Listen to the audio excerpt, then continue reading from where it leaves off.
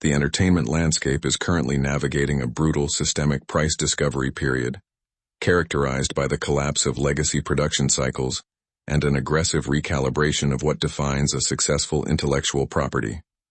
For decades, the tech, gaming, and media sectors operated under a comfortable set of industry-accepted standards.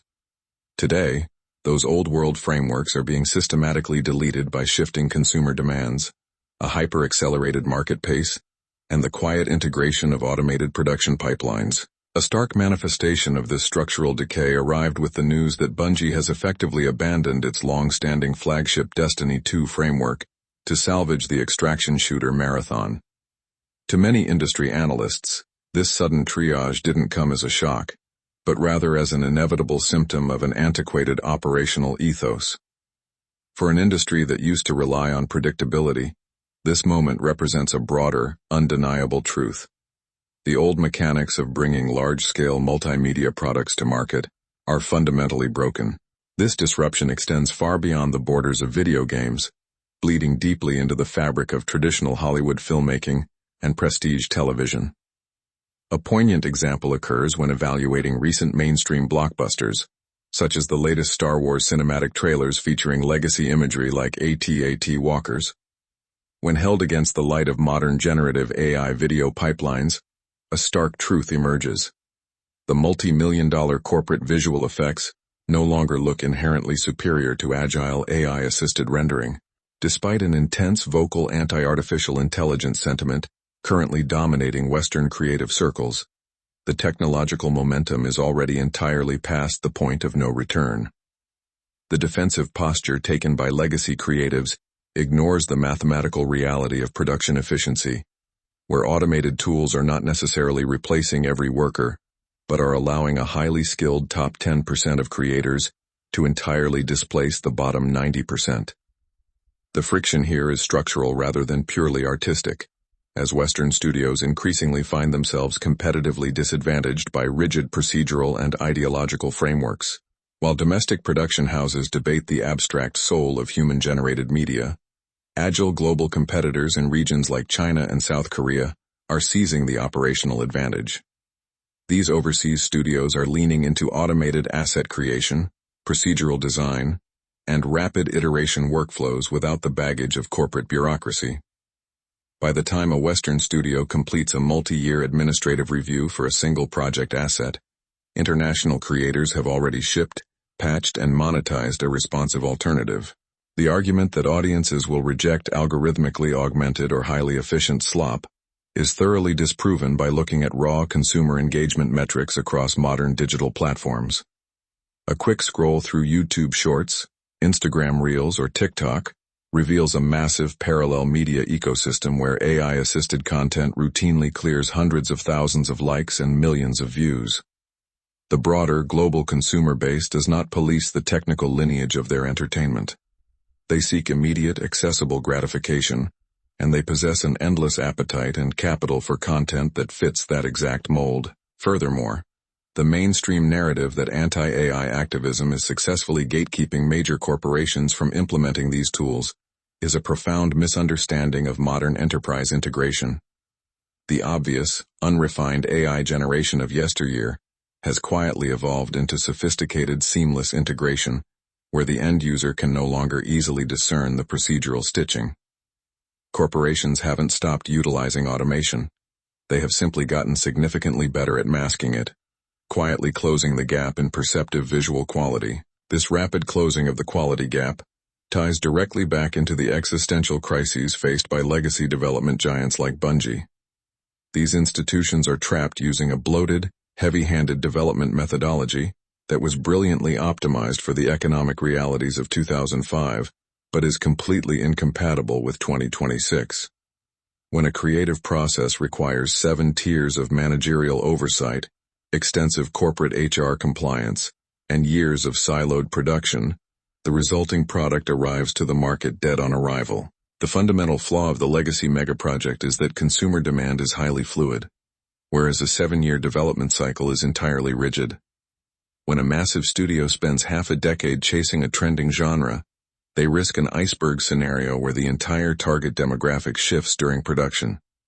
building a massively expensive, broadly accessible title that forces players into a niche.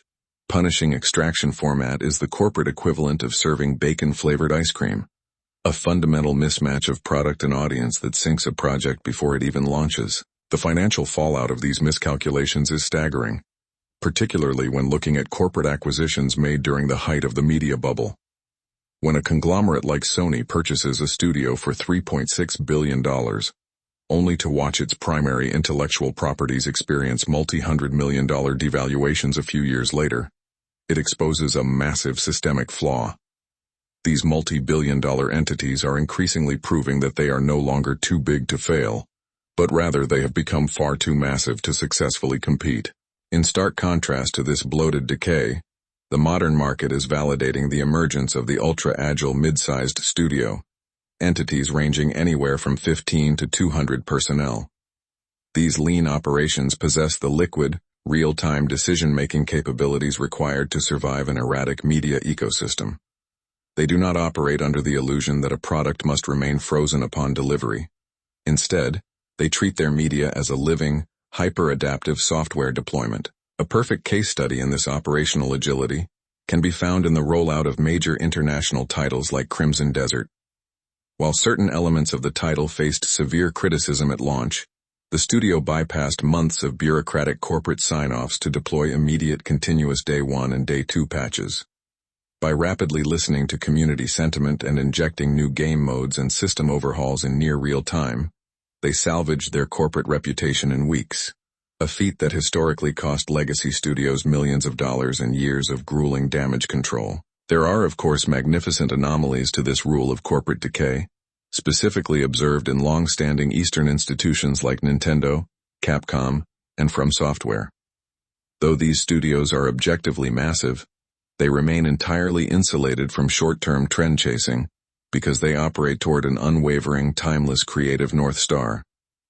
A masterpiece like Capcom's Resident Evil 9, Requiem succeeds not because it adheres to a modern monetization trend, but because its core structural quality is decoupled from temporary market fads. However, outside of those rare institutional anomalies, the broader industry trend points toward an inevitable, sweeping extinction of the media megafauna.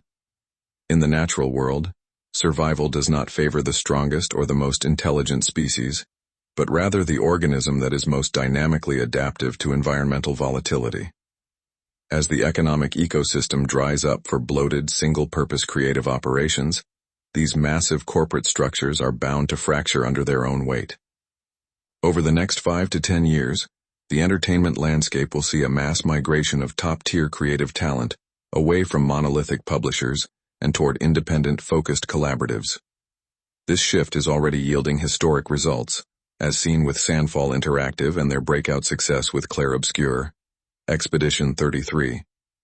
Composed of a lean team of developers who defected from the heavily bureaucratic structures of Ubisoft, this small studio went on to craft an award-winning experience that outpaced multi-million-dollar corporate competitors by maintaining a single, uncompromised vision. This lean, highly focused model is precisely why the modern marketplace is being entirely captured by unexpected, tight-scope titles like Helldivers 2, Subnautica 2, and Slay the Spires.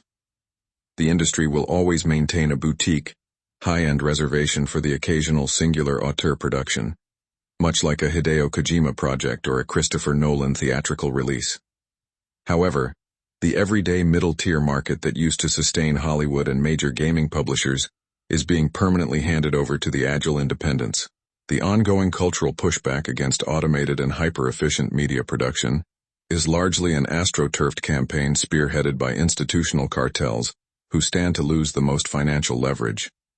Much like the historic blacksmiths who fiercely demonized the arrival of the assembly line automobile, modern legacy creatives are fighting a rearguard action against an inevitable industrial evolution. Ultimately, history shows that global consumer bases will always prioritize structural efficiency, accessibility, and dynamic quality over the economic preservation of an outdated guild system.